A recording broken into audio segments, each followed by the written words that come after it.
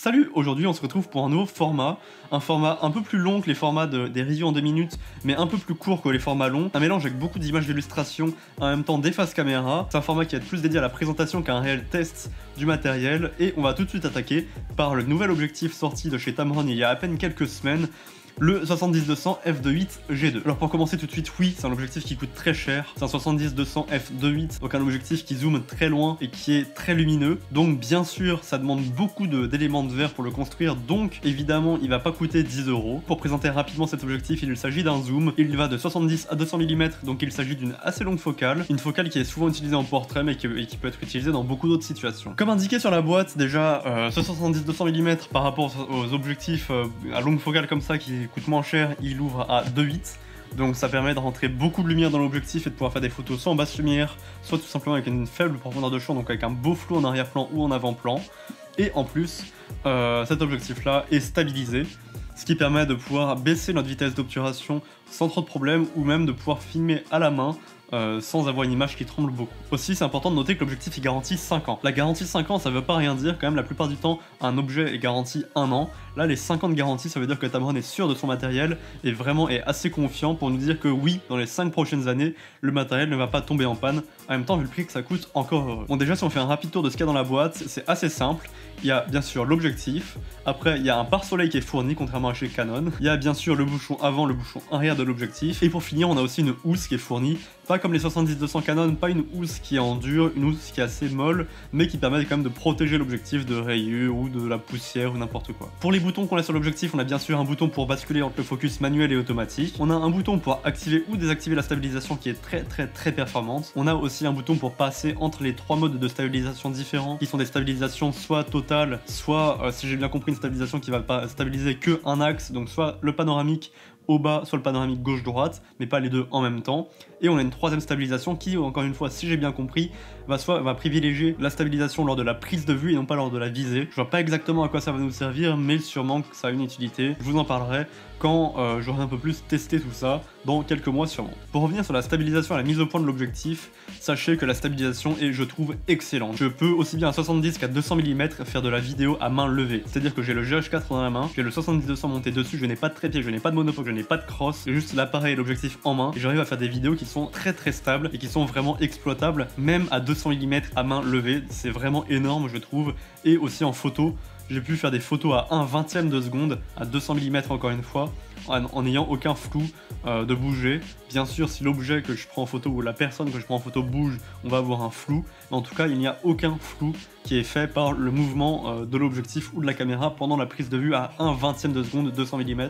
Ce qui est encore une fois assez impressionnant, je trouve. Sachez également qu'en bas de l'objectif, on a bien sûr un collier. Les colliers, c'est ce truc là qu'on met autour de, qui se met autour de l'objectif et qui permet de fixer l'objectif sur un trépied. Parce que quand on a un appareil photo qui est pas très lourd, on va mettre l'appareil photo d'un côté, l'objectif de l'autre côté, et si on va mettre l'appareil photo sur trépied, l'appareil photo va avoir tendance à tomber sous le poids de l'objectif. Là, on a une plaque comme ça sur l'objectif directement qui est faite pour mieux balancer l'appareil photo et l'objectif, et pouvoir mettre l'objectif directement sur trépied sans avoir de problème de balance et en facilitant du coup l'utilisation de l'objectif très lourd sur trépied. Bien sûr, si vous n'en avez pas l'utilité, on peut enlever le collier. Il y a une vis ici qui vient de le dévisser. On peut déjà l'orienter comme on veut, donc en portrait, enfin en paysage ou en portrait, c'est au choix. Et en alignant deux petits traits sur le collier et sur l'objectif, on peut totalement enlever le collier. Bon, l'objectif est assez moche après, donc moi, même si j'en ai pas besoin, je vais laisser le collier dessus, parce que vraiment, je trouve que c'est assez moche, l'objectif sans le collier. Du coup, je laisse, même si c'est pas du tout, enfin, même si c'est pas vraiment utile pour moi. A noter aussi que la fixation pour mettre l'objectif sur un trépied, déjà, bien sûr, on a un pas de vis 1/4 qui permet de visser n'importe quel type de trépied sur l'objectif, mais on a aussi, avec deux vis qui sont fournies, le moyen d'adapter directement la semelle en une semelle Arca Suisse. Les semelles Arca Suisse, c'est un standard qui existe en parallèle des standards Manfrotto. On a les standards Manfrotto vidéo, les standards Manfrotto photo, et on a également le standard Arca Suisse, qui est un standard différent que beaucoup de photographes surtout utilisent. Et sachez que cet objectif-là, on peut directement l'adapter en Arca Suisse. Ce qui fait qu'on n'a pas besoin de rajouter une plaque au-dessus de l'objectif pour le mettre et enlever rapidement du trépied. On peut juste directement fixer l'objectif sur son trépied, si bien sûr on a une base Arca Suisse. Pour ce qui est de la bague de zoom et de la bague de mise au point, j'ai quelque chose à dire quand même. notamment déjà qu'elles sont inversées, c'est tout con, mais qu'on est habitué à des objectifs plus classiques, donc les Canon, les Sigma, on a tendance à vraiment vouloir zoomer avec la première bague et faire la mise au point avec la deuxième. Là c'est inversé, on fait le zoom avec la bague la plus loin sur l'objectif et la mise au point avec la bague la plus proche. C'est pas un grand problème, c'est une habitude à prendre surtout, mais quand même il faut le noter. Après la bague de zoom, elle je trouve est un peu dure, c'est-à-dire que j'ai du mal à faire un zoom rapidement, surtout en vidéo, en photo bien sûr aussi, mais c'est moins problématique, mais en vidéo j'ai beaucoup de mal à faire un zoom très rapide. La bague vraiment a une certaine résistance quand on essaie de la bouger, une résistance que bien sûr la bague de mise au point n'a pas. La bague de mise au point est très fluide, on peut faire un point très précisément et de façon très simple. Par contre, ouais, si on veut zoomer rapidement ou de façon fluide, on va avoir un peu de mal avec cette bague de zoom. En tout cas au début, peut-être qu'elle va se fluidifier avec le temps, mais en tout cas pour le moment, sachez qu'elle est un peu dure. Ensuite, si je peux faire une remarque aussi, la bague de point est assez petite, c'est-à-dire que contrairement à la bague de zoom qui fait quand même cette épaisseur là, la bague de point est beaucoup plus fine et du coup c'est un peu plus compliqué de la trouver très rapidement. Encore une fois, c'est vraiment du détail et vu le prix de l'objectif, je pense que je peux me permettre de chipoter sur quelques détails. Pour ce qui est de la distance focale de l'objectif, il va de 70 à 200 mm, c'est quelque chose d'assez classique. Je pense que c'est vraiment à vous de savoir si vous avez besoin ou pas d'un objectif comme ça. Son ouverture à 2.8, pareil, c'est quelque chose de très pratique je trouve, mais encore une fois c'est à vous de savoir si vous en avez besoin. À savoir que la mise au point automatique de cet objectif est assez rapide je trouve sur un boîtier DSLR, donc par exemple sur mon Canon 60D. Par contre sur mon GH4 en live view, la mise au point automatique a un peu de mal, là où avec mon Sigma 1835 c'est un peu plus simple. Sur le GH4, le 70-200 a un peu de mal à faire la mise au point. Et en plus, sur le GH4, j'arrive pas à avoir une mise au point nickel à chaque fois. J'ai très souvent un assez important front focus ou back focus. C'est-à-dire que l'autofocus du GH4 va faire en sorte que le Tamron 70-200 f2.8 va faire le point soit 10 cm trop devant, soit 10 cm trop derrière, alors que le boîtier pense que le point est fait. C'est très problématique, c'est-à-dire que je peux pas vraiment utiliser l'autofocus sur le GH4. Sur le 60D, je sais pas trop, j'ai l'impression des fois que j'ai un léger front focus, mais je suis vraiment pas sûr, du coup on va dire qu'il n'y a pas trop de problème. Au pire, si vous avez vraiment un gros problème comme ça, il y a un dock qui est fait par Tamron qui coûte quand même 90 €, donc c'est assez gros je trouve comme prix, surtout que c'est juste un dock qui sert à se mettre à l'arrière de l'objectif et à juste régler justement ces problèmes de focus pour re-régler l'objectif à notre guise et aussi d'ailleurs régler la stabilisation comme on le veut.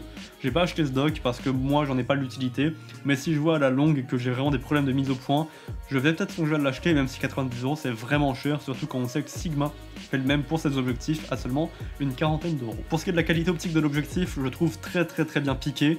Bien sûr, j'ai pas pu le tester avec les Canon, avec le Tamron version 1, mais en tout cas de moi ce que j'ai pu ressentir en testant cet objectif sur mon GH4 en 4K ou en photo, on a un piqué qui est je trouve vraiment très bon. Pour ceux qui ont vraiment envie d'acheter un 70-200 mm f2.8, je peux que vous le conseiller parce que je trouve que celui-là, aussi bien au niveau de la stabilisation, du piqué, de l'ouverture, c'est exceptionnel.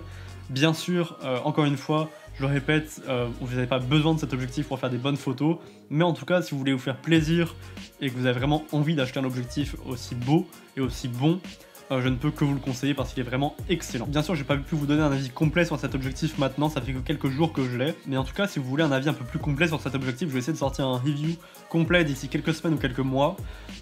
Si vous voulez pas le rater, bien sûr, vous pouvez vous abonner à la chaîne. J'essaierai dans ce review d'aller un peu plus en profondeur sur les notions du piqué de l'objectif et de la stabilisation de l'objectif, peut-être du rendu couleur aussi si j'arrive à vraiment voir ce qu'il a de particulier par rapport aux autres. J'essaierai peut-être aussi de vous le comparer à mon ancien Canon 55-250 pour voir entre un objectif à 150 et un objectif à 1600 € quelles sont vraiment sur le terrain les différences. Et bien sûr, j'insiste sur le fait que si vous avez n'importe quelle question sur cet objectif, posez-les-moi en commentaire, j'essaierai vraiment d'y répondre dans le test qui paraîtra bientôt. Et sur ce, je vous donne rendez-vous à une prochaine fois pour une prochaine vidéo. Allez, salut!